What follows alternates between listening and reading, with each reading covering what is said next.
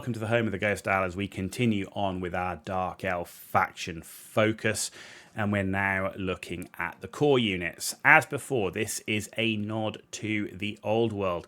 We know the Dark Elves are going to get rules in at least a legendary format, i.e. they will not be getting updated, at least during the first edition after they're released. However, they are going to get rules, and so what I thought I'd do is we take a bit of a look at the 8th edition army book, the flavour of the units, kind of how they played back in the 8th edition. But, you know, that does give you an idea of the flavour and the fluff around a unit and how much that might influence how they will play in the old world. You know, a scout being a scout, you know, elite infantry being elite infantry and the way they do that. So that's what we're looking to achieve from these videos. We've done the lords, we've done the heroes, and we're now on to those basic core troops. So the first one there, still available today, is the classic Dreadspears. So your basic Dark Elf warriors carrying spears and shields. So they've actually got above average initiative and leadership, and that is in Warhammer across the board. That's typical for elves, but they typically have low strength, toughness, and wounds. Equipment, they are equipped with spear, shield, and light armor, and they come with a minimum unit size of 10.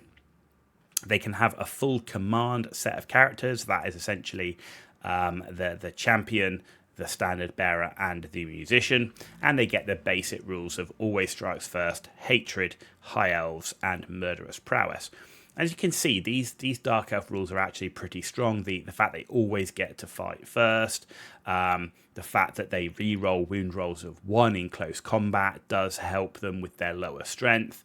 So overall, pretty good. Basic line infantry unit tended to be more common than Bleakswords. You tend to see more with spears, which were both, you know, spears and Bleakswords were both at the same points cost.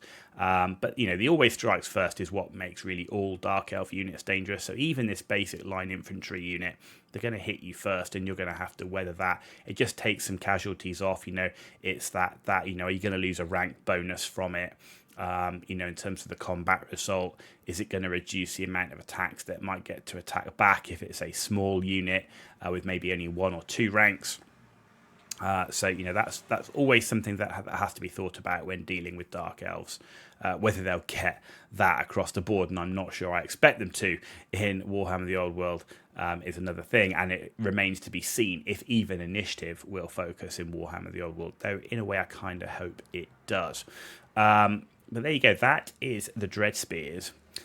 Very similar to that is our Bleakswords. They're essentially the same, but a different weapon option. But rather than making them a weapon option, they actually made them separate units, which is much more how units are seen today in a lot of cases in Age of Sigmar. And even, you know, 10th edition Warhammer 40k, we're seeing them actually as completely separate units, even though essentially they're the same with different weapon options. So stats the same, equipment now the same, except a hand weapon instead of a spear, unit size 10, full command as always, and the same special rules. So yeah, as it says there, as we said before, basic line infantry, though normally Dreadspears taken, and always strikes first, still giving them that value. But it's just it's an interesting one way to kind of, you know, whether this should actually be listed as a separate unit or in reality should just be a weapon choice option. I think the latter. Does it actually need a whole separate unit with a whole separate roster entry and everything? Not really. There's a rule for spears and there's a rule for hand weapons, and you just, you know, you base it on that. But next up is different, and that is our Darkshards. So same basic elven or dark elven stats. They get their hand weapon, they get their repeater crossbow, light armor, and they can take shields for extra points as well. Though I think it varies, and it will depend upon the rules in the old world as to whether those shields will ever be worth extra points, if that is how they decide to do it. Unit size is a minimum of 10, and they get their full command with you know, a champion, a standard bearing musician, and the basic set of special rules. Now, I used to always take at least 1, if not 2 units of Darkshards. They're an excellent unit. They make up your core. The repeater crossbow is a very good ranged weapon. It's 24 inches range. It gets armor piercing.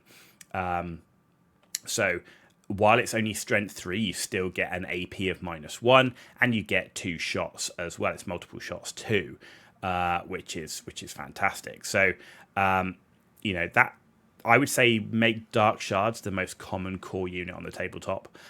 They made a great unit, as we said earlier in the previous episode, for hiding sorcerers or supreme sorceress in that unit, able to stay back, cast spells with a unit that can also shoot and have impact on the tabletop, while keeping that character safe. And still, if you do charge the unit, they're going to strike first. And they still have a hand weapon. They've still got light armor. So they still can attack you back with a low strength and a single attack, but you're still going to have to deal with that. So if you're not going to send a small unit of like 5 wolves and guarantee to deal with a unit of 10 or 20 Darkshards. And often seen in units of 20. 20 Darkshards strung out. That's a lot of shots, even low. It's the number of shots that you're getting in there. Pretty good unit, and I'd say the most common of the core units that I saw in 8th edition in my local area. Next up is the Ark Corsairs. These were also quite a popular core infantry unit, above average initiative and leadership to the standard Dark Elf basic stats, but they come with a Sea Dragon cloak, which gives them scaly skin 5+, which does stack with the light armor to give them a 4+ armor save, which is pretty nice. And they could take an additional hand weapon for an extra attack, or they could take repeater hand bows for those extra points. Minimum unit size 10, pretty standard, and they can have their full command. No amazingly special rules, but they were just seen as a little bit more flexible. They've got that 4+ save as opposed to a 5+. The fact they can have a 12-inch shooting attack, or they can have that extra close combat attack with added durability. Is very nice. A 4+ core infantry unit, 4+ armor save core infantry unit with 2 attacks each actually made them quite dangerous. I preferred them with the extra hand weapon rather than the 12-inch shooting attack, because I tended to find that you'd get that shooting attack off once and then you'd be in combat, whereas the extra hand weapon, in multiple rounds of combat, you tended to get more use of it. So I preferred having the extra hand weapon for the additional attack, and that's how I most commonly saw them. But there were a few people running an additional unit with those hand bows. And look pretty nice on the tabletop, though they did have an issue with how the Sea Dragon cloaks were. They weren't the easiest to rank up. Particularly on those small bases, and I know people have talked about base size, and base size is an issue. It's not an issue. It's definitely an issue for ranking up, and a slightly bigger base would definitely help these guys in terms of how they rank up. Next up is the Dark Riders. So these are essentially scouts, fast cavalry scouts. They have pretty good movement, as you'd expect. They come with spears and light armor. You can pay for shields or repeater crossbows for those extra points. Unit of 5+. They get their full command, but they do get fast cavalry as a special rule. Now that means Vanguard deployment.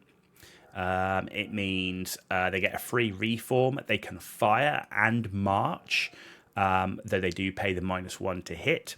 And they can flee a charge. And if they rally, they can reform as normal and also move and shoot as normal. Normally, if you rally, you can't do anything else. But these guys can actually reform and then move and shoot as normal, which is pretty nice. Makes them pretty fast and flexible. It means they can relatively reliably flee from a charge. They don't have to take it if they don't want, and then they can still have an impact in the next turn. So highly mobile.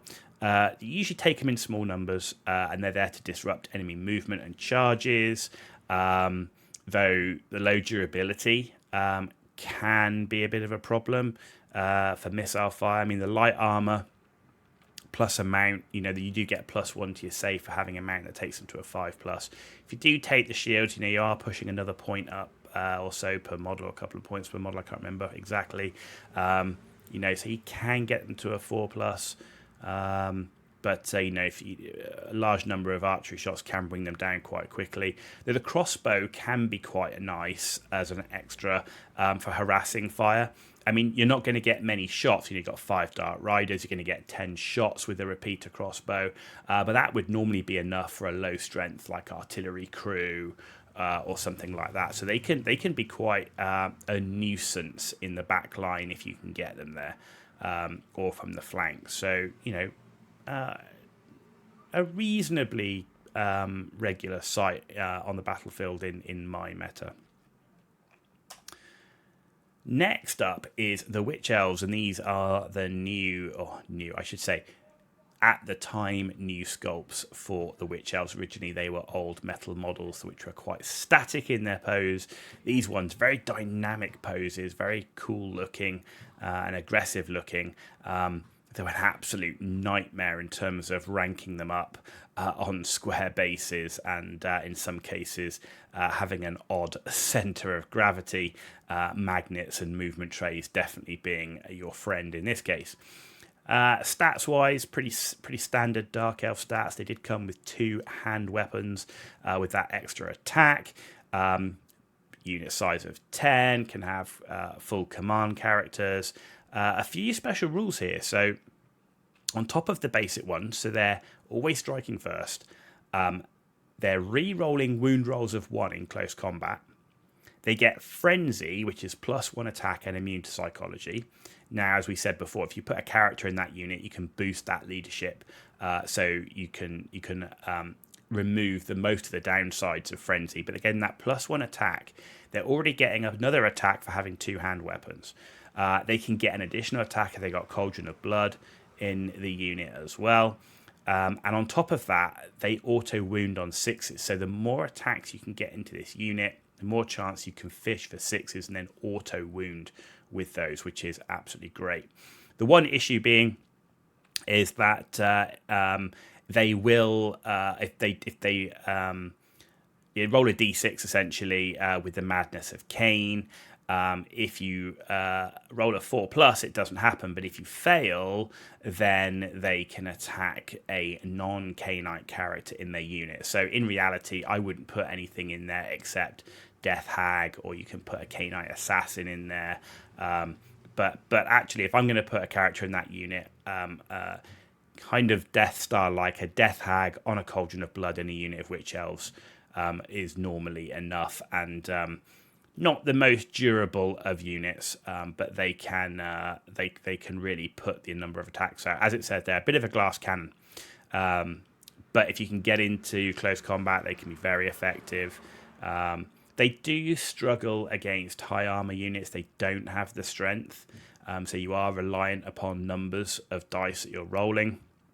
And if you do roll poorly, you are going to take a lot of damage back.